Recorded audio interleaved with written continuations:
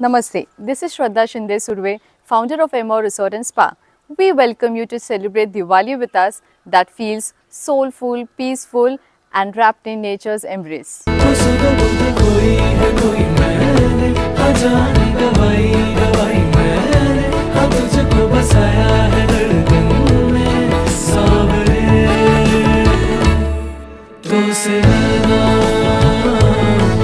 जब से मिले